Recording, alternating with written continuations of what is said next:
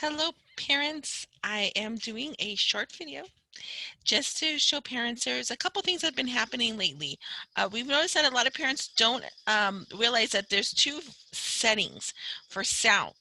And I didn't want to go over this. I think I already had gone over this in another video, but just specifically to talk about the fact that sometimes you do need to adjust your settings on Zoom, but also on your computer. So first thing I'm going to do is I'm going to do a screen share, and I'm going to show my entire screen to parents. And I'm doing this because I do want to show you that even on your student's computer, there are a couple areas that sometimes we're getting parents saying teachers are too loud or too quiet. We're also hearing that sometimes they can't hear the videos. And a lot of times there's other reasons. It could also be the internet issues if you have low bandwidth at that moment. But the most common thing I want to show parents is that, the kids have this function on their Zoom right next to where it says mute. And it actually has audio settings. Okay. But first, the most common thing is a lot of times if you're using headphones like I'm doing right now, is that the mic gets switched. So you do have to sometimes play around with either your microphone or your speaker to make sure that they're at this right way. So normally I always have my set same as system, but sometimes when I plug my earphones in and out, especially certain earbuds that I've been using, it does change. So you sometimes do need to alter that. You can always test your speaker and microphone.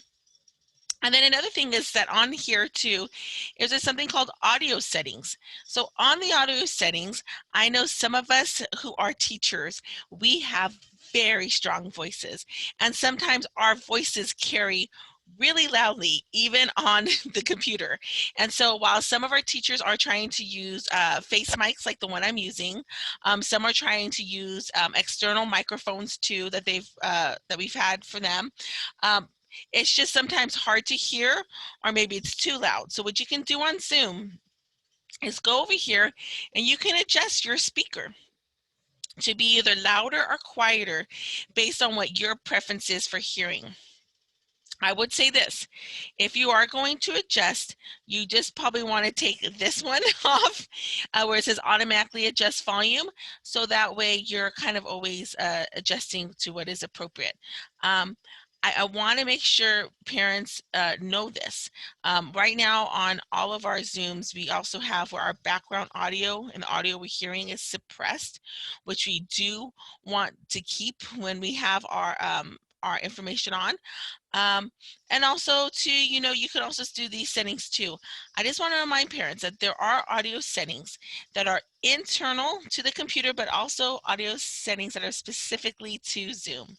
So once you've done that, and hopefully you'll be able to adjust your volume so that it's to your liking, or even if you're a soft speaker, because we do have a lot of our kids who are soft speakers, if you need to adjust your volume on your microphone to be louder, that way the teacher can hear you, this is where you would do it on Zoom.